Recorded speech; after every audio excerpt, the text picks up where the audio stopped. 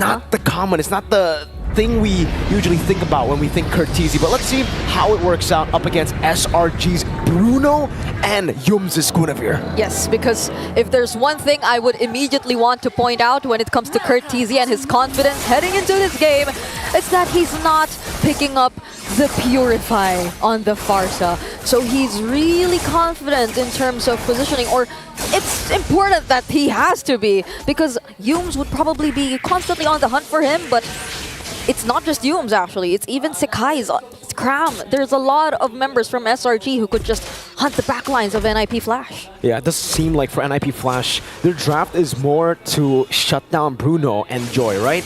Yves is going to have a very good time, I would say, the Guinevere and Cram on Hilda. We should see Cram able to get into that backline, but again, JPL goes in. Oh, what was that damage? Hades! A double kill, Yums and Skies disappeared! And I'm not sure if there was the Sacred Hammer too, or it was just JPL right in front of two members of SRG, but that was a beautiful Blade Surge. What was that? Stunning two members and that immediate burst down as well. So I think this is also one thing you'd have to be careful if you were SRG up against NIP. The amount of early game damage that they have in their hands, they could literally burst down any member they spot out from SRG at this point.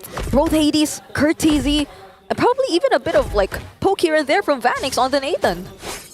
I'm still surprised that that dealt that much damage. It's not like he went for Thrill, so there's a bit more damage there.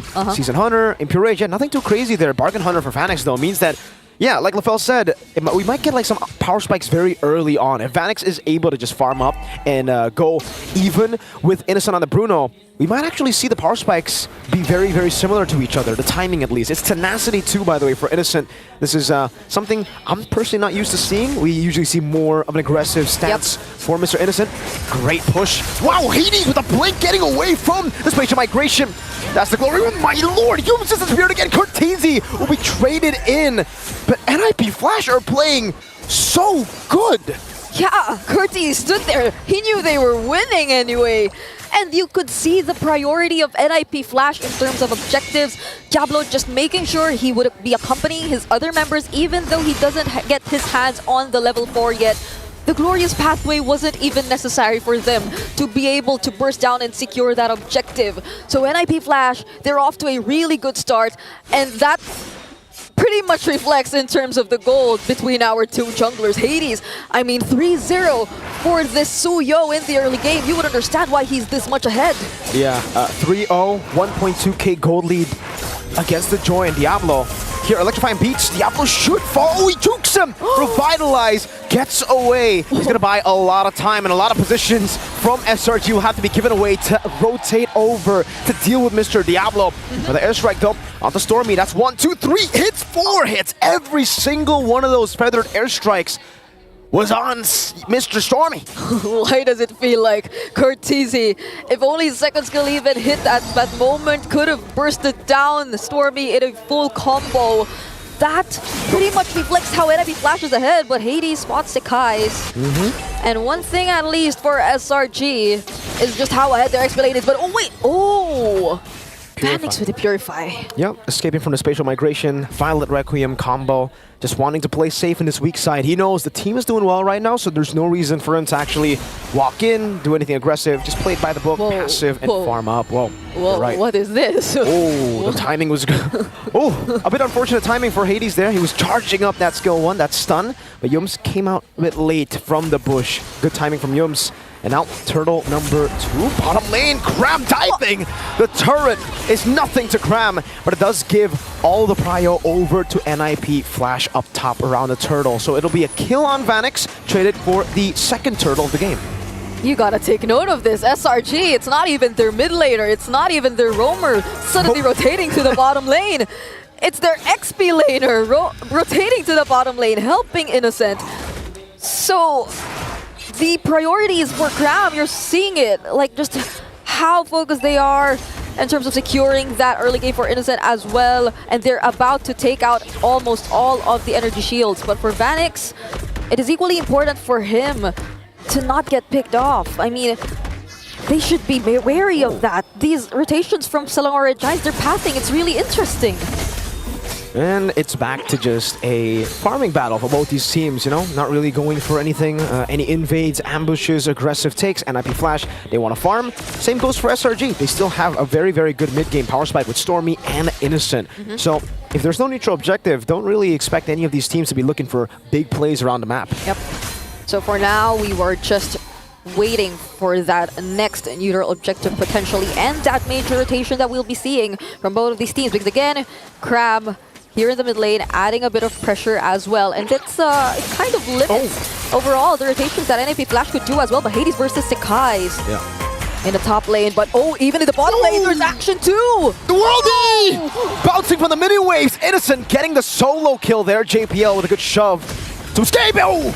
That's an implosion for the airstrike. Almost dealt with him. The stun over to Yomes. It should be a trade. No, he flickers out. Great timing from Stormy to pop in that RWM. Good field of immobility to stop NIPFLASH from getting that trade. Such clutch timings from both of these teams in terms of using their crucial battle spells and even ultimates just to save each other, but this is looking pretty good for SRG. They're able to get their hands on the tier 1 lane up top, and they might just get their hands on the bottom lane tier 1 turret too. So with just that amount of pressure, which we thought initially would have been favorable for NIPFLASH, it's actually SRG who gets the better of it, but Yomes immunes himself with a Violet Cream. So NIPFLASH, they know which resources are gone, but they still want to go for this turtle.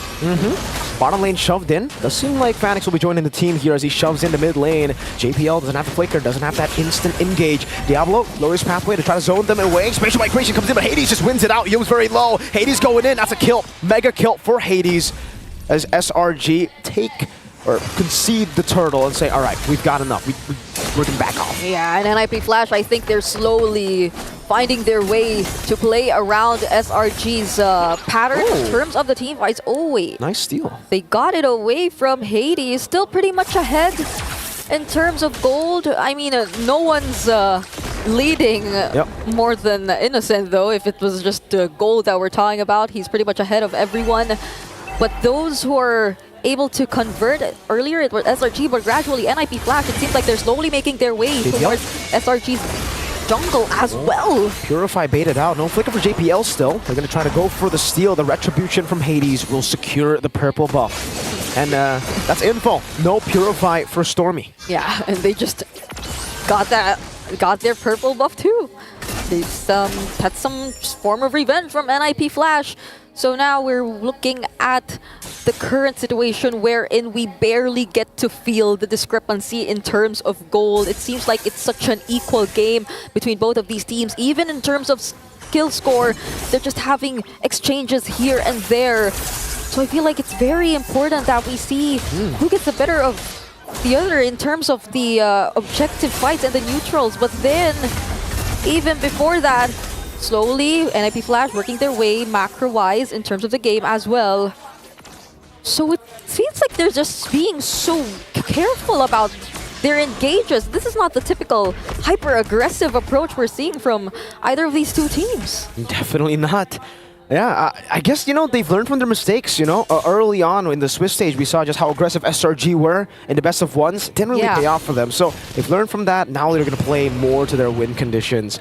NIPFLASH, on the other hand, they got a lot of success by playing a lot of the aggressive strategies in the Swiss stage, but I guess it's just because of the composition. They have a Farsa and an Atan. So if SRG want to play it slow, NIPFLASH are gladly going to try to match that as well with this composition. They will gladly take the late game, the mid game too. We'll see. Item. Oh, wait. Glorious Pathway. That's spatial migration used already. Feather Airstrike though. Oh, that's a very low courtesy with the flicker out. Cram trying to go and dive, and Hades zones skies away. Big resources used up before the Lord. Yeah, but I just want to say, Cram, he's just so consistent in making sure that NIPFLASH will be able to position themselves well, but oh no, Stormy! He doesn't get saved by the Purify! Doesn't matter, the Purify. Diablo with the DOT! Damage over time, slowly getting Stormy down. Diablo's an assassin with a high loss. JPL goes in for the flicker implosion. Doesn't find anyone. Innocent, meanwhile, getting a spatial migration. Violet Requiem, they're getting split up for their airstrike, and JPL's going to be picked off on the other side of the map as well. Oh no, 3 members left for NIPFLASH, and this might just be a 4v3 or a 5v3 since Stormy is about to return as well. Sekai's just trying to pressure them a bit. There's a reset though for the Lord, but they're not stopping anyway. That's a spatial migration once again! Connecting Hades, unable to do anything. Skies gets the shutdown, and Cram is trying to go for the flank power. Wilderness, Curtisi still able to escape. Edison gets the fadeaway shot. Vanix forced to entropy back, and SRG gets the 2,100 gold lead plus the Lord. We were just talking about how NIPFLASH could have just managed everything considering their composition, and even way back in the drafting phase, earlier they didn't have much of range, but when they picked up the Farsa, you would have thought that they were already able to answer just that. They have ways to reach Innocent, they already have ways to dish out damage from afar, but SRG, they also have the range in terms, or in Stormy, and it's not just that. There's no one in NIPFLASH doing the same job as Cram. There's no one in NIPFLASH just forcing out the cancels on the Fettered Airstrikes and forcing those two damage dealers to stick together to make sure that they don't get picked off by the Hilda. And now it's SRG slowly knocking on NIPFLASH's base. Holy defense already used for the bottom lane turrets, and they just have to really work their defense to this. RWM2 trying to get Innocent as much room as possible. You can see the two basic attacks on Vanix there. Luckily for Vanix, that did not crit. Wow, it was just so stunning to see that Lord fight, right? It was like NIPFLASH were everywhere, and SRG just capitalized on every single mistake. They got the top lane as JPL failed the Implosion Flicker. They killed Diablo, who was alone with no initiator. And then the shutdown happened as Hades tried to recover the situation. And now SRG find themselves with a 5,000 gold lead. It's just clean from SRG. Yeah, look at Innocent and his items. He's just lacking one more item, whereas Vanix was just able to pick up his Holy Crystal, but is still looking for more in order to dish out the necessary damage. For the other members too, I think for TC at least, we would be expecting some sort of damage as well, but SRG, at this point, I think they'd be pretty much okay with sustaining all that. He doesn't even get to just use the Fettered Airstrike as freely as he wants to. There's always pressure from Cram, and even Sekai's whenever there's a team fight. So I don't think NIPFLASH, they're able to capitalize on their team fighting as much. Not at all. Now they're really going to have to wait for late game. Vanix already has the Holy Crystal. Does Vanix have enough to actually deal with Cram? Because Cram has been a nuisance. So Stormy, hot opposition. Diablo goes in for the airstrike as well. Purify used. Oh, spatial migration! Finds Curtisi! An implosion, though, to catch him now. Vanix, will he be able to go through everybody? Skies is on a killing spree. And it just melts Mr. Man Vanix on the Natan. Innocent looking for 3 members down for NIPFLASH. And it seems like NIPFLASH grouping up together didn't work as well, because that was a beautiful spatial migration for Dooms. And it seems like this might just be their walk towards the base. Diablo's doing a good job at baiting and buying time, but he will be slain. Now it's just JPL with a shove onto the minions. Curtisi finds himself back alive. That's a respawn timer for the airstrike into the cannon minion. They will be able to delay it a bit more. Hades and Vanix will spawn again. SRG still wanting to go for the end. Hades jumping in spatial migration. The minions have been dealt with. They're going to go for it, but Hades is still there. It doesn't even matter. Melfic gun range on the Bruno gets it done for SRG in game 1. They didn't even want to reach the late game, nor even probably stay in the mid game. SRG ends it in less than 14 minutes. One access to the base was all it took for them to secure the first game of the series. Well played to SRG, constantly just waiting for these mistakes from NIPFLASH, capitalizing on them. And that's what really surprising. There were many mistakes happening on different parts of the map, but they capitalized on every single one. They punished every single one. And I want to hear from our panel.